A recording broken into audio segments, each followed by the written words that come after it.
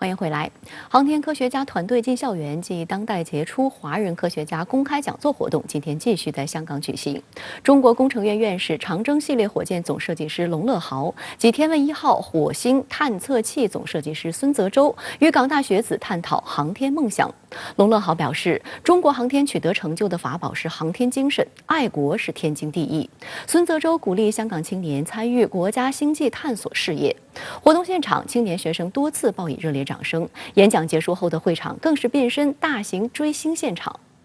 火箭是航天技术的核心基础，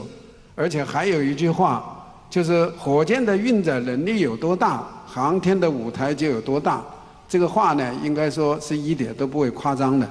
周四上午，中国工程院院士、长征系列火箭总设计师龙乐豪院士在香港大学分享长征火箭与中国航天。他在现场透露，我国首颗人造卫星东方红1号迄今仍在轨运行。1970年4月24号，长征1号火箭成功发射东方红1号卫星。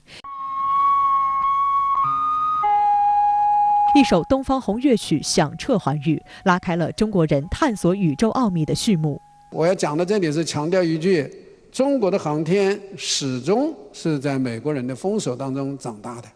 所以有人说美国人现在要卡我们的脖子，我可以自豪地说，就运载火箭、就航天技术来讲，它那个卡不死我们。龙乐豪详细讲述了长征火箭的历程与成就。中国长征火箭自主创新，技术含量高，长征5号系列火箭国内第一，世界一流。到目前为止，中国已经完成了375次从近地空间一直到太阳系深处的发射，成功率全世界第一。那么今后的发展呢，是重型运载火箭，这就是我们国家为了呢满足更大的载人、更遥远的，比如说到火星、到月球载人去需要，就要研制这个长征9号。今年又提出一个新的版本，就把这个助推器就不要了，因为这中间新一代载人火箭出来了，低运载能力、中运载能力那个由新一代载人火箭代替，我们就只搞这个大的，用一个光杆的，直径呢大约是接近11米，高度103米，3级直径呢大约是8米左右。这个东西呢也当前正在方案论证，值得我们期待。演讲中，龙乐豪也谈及爱国情怀。他说，中国航天取得成就的法宝是航天精神，最精髓的就是爱国。爱国对于他而言就是天经地义的。爱国不爱国呢，根本就不是问题，天经地义。这个自盘古天地以来都是这样，生来就那个骨子里就来爱我们伟大的祖国。你像我本人也可以这么说，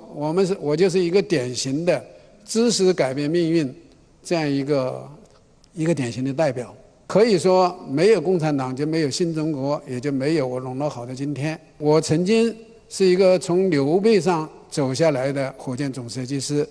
报告持续将近2个小时，讲到动情处，83岁的龙乐豪3次起身，昂首挺胸，笔挺站立。报告结尾，他对香港青少年提出希望：爱祖国，勤学习，爱科学，爱航天。龙乐豪的演讲受到了现场同学们的欢迎，多次报以热烈掌声。香港大学首席副校长王于宪说，今天在承载着香港大学100年历史的礼堂，迎来国家航天科学家团队，是历史长河与浩瀚宇宙的交融。今年也是港大成立110周年，意义非凡。演讲结束后，龙乐豪走下讲台，迅速被热情的年轻同学们所包围。许多同学表示希望与龙院士合影。此外，也有同学抓住宝贵时机向龙乐豪院士请教，也获得了龙乐豪的回应。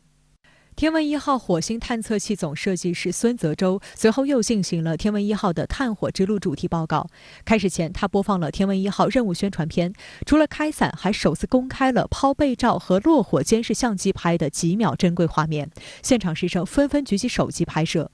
今年5月15号，天问1号着陆器成功降落火星北半球的乌托邦平原。着陆器上搭载着我国首辆火星车祝融号，这是我国首次实施火星着陆任务，距离我国探火任务的正式批复还不到6年。目前，全世界已进行的21次火星着陆任务中，只有9次成功，难度系数极高。而天问1号火星探测器的设计团队是一帮十分年轻的科学家。总设计师孙泽洲出生于1970年。他介绍，团队35岁以下青年占比60%以上，主任设计师平均年龄不到37岁。应该说呢，我们天问1号或者我们这个航天事业的发展呢，为年轻人呢提供了一个非常好的机会和平台啊，非常的平台。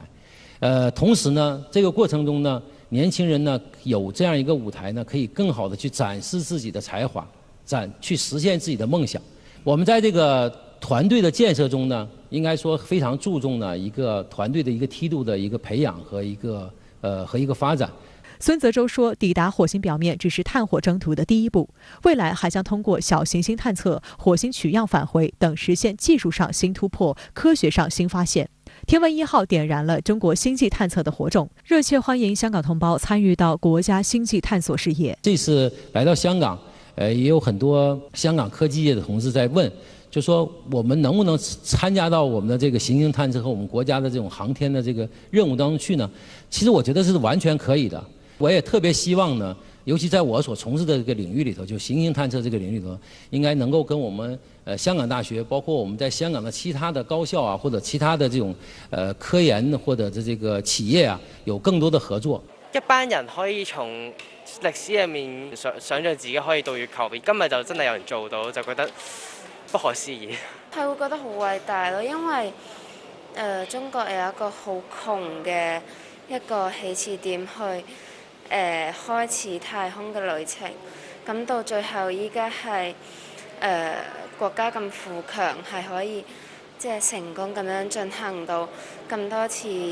探測啊嗰啲，就會覺得哇真係好偉大咯！啲人付出好多先換嚟今日嘅成果。此外，在香港理工大学也进行了2场科学家分享活动。北斗3号卫星首席总设计师谢军介绍北斗系统的重要意义和新时代的北斗精神。他说，经历了26年的反复试验和不断努力，北斗3号卫星系统已实现100%国产化，并建立完整的星间链路，为服务全球贡献出中国智慧与力量。谈及下一代北斗系统愿景，谢军表示将打造更加泛在、更加融合、更加智能的时空基准网和导航信息服务网，真正实现天地一体化，并希望北斗星神为香港青年导航指路，以成就奉献国家。嫦娥4号探测器项目执行总监张鹤分享时说，嫦娥5号顺利完成月壤取样返回地球，标志着中国绕落回3步画上圆满句号。他指出，嫦娥5号是迄今最为复杂的探测器，上百家科研机构、几十万科研工作者投入其中，是中国科研工作集大成，也代表了中国探月最高水平。中国下一步将继续实施探月4期工程，建立月球科研站。此外，中国也正开展预先研究载人登月。